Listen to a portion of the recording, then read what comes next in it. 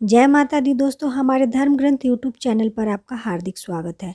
दोस्तों, आज की इस वीडियो में हम आपके लिए लेकर आए हैं हरतालिका तीज व्रत की कथा।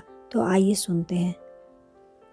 एक बार भगवान शिव ने पार्वती जी को उनके पूर्व जन्म का स्मरण कराने के उद्देश्य से इस व्रत के महात्म्य की कथा कही थी। भगवान शंकर बोले, हे गौरी, पर्वतराज हिमालय पर स्थित गंगा के तट पर तुमने बाल्यावस्था में 12 वर्षों तक घोर तप किया था। इतनी अवधि तुमने अन्न ना खाकर, पेड़ों के सूखे पत्ते चबाकर व्यतीत किए। सावन की मूसलाधार वर्षा में खुले आसमान के नीचे बिना अन्न जल ग्रहण किए समय व्यतीत किया। तुम्हारे पिता तुम्हारी कष्टसाध्य तपस्या को देखकर बहुत दुखी होते थे।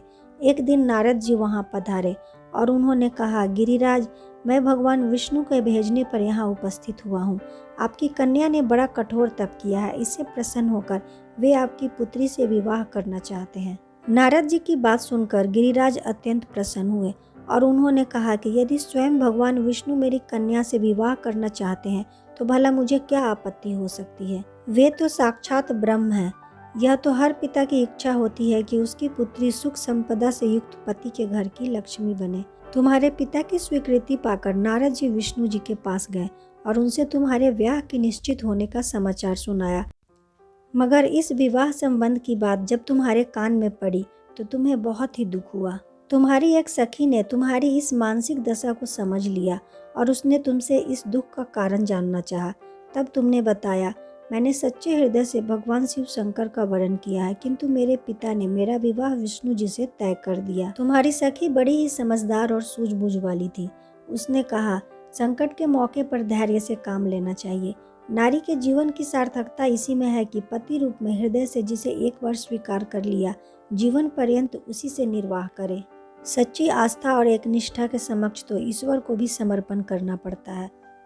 मैं तुम्हें घनघोर जंगल में ले चलती हूँ, जो साधना स्थली भी है, और जहाँ तुम्हारे पिता तुम्हें खोज भी ना पाए, वहाँ तुम साधना में लीन हो जाना। मुझे विश्वास है कि ईश्वर अवश्य ही तुम्हारी सहायता करेंगे। तुमने ऐसा ही किया। तुम्हारे पिता तुम्हें घर पर न पाकर बड़े दुखी और चिंतित हुए। वे सोचने लगे कि तुम जाने कहाँ चली गई। मैं भगवान विष्णु से उसका विवाह करने का प्रण भी कर चुका हूँ।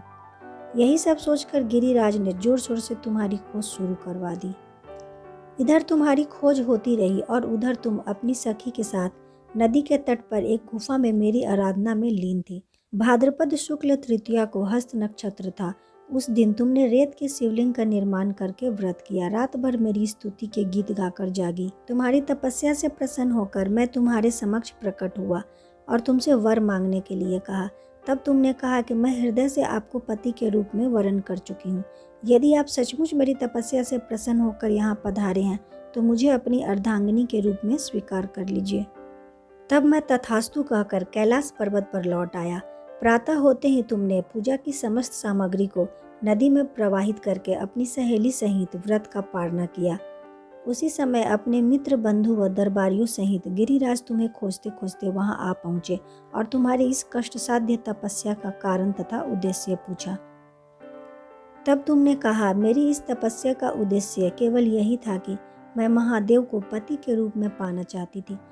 आज मैं अपनी तपस्या की कसौटी पर खड़ी उतर चुकी हूँ। आप क्योंकि विष्णु जी से मेरा विवाह करने का निर्णय ले चुके थे, इसलिए मैं अपने आराध्य की खोज में घर छोड़कर चली आई।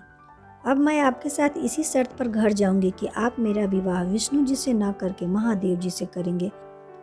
गिरिराज मान गए और तुम्हें घर लेकर गए।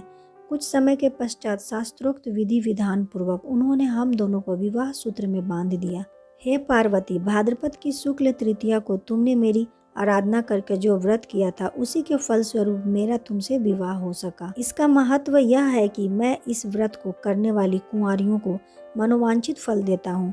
इसलिए सौभाग्य की इच्छा करने वाली प्रत्येक युवती को यह व्रत पूरी एक निष्ठा तथा आस्था से करना चाहिए। इस प्रकार हरतालिका तीज व्रत कथा संपन्न होती है। उम्मीद करती हूँ कि आपको यह वीडियो अच्छी लगी होगी। अगर वीडियो पसंद आए तो इसे लाइक करें और फैमिली फ्रेंड्स में शेयर करें। चैनल पर अगर पहली बार आए हैं तो इस प्रकार की वीडियोस के लिए इसे सब्सक्राइब करना ना भूलें। मिलती हूँ नेक्स्ट वीडियो में। धन्यवाद।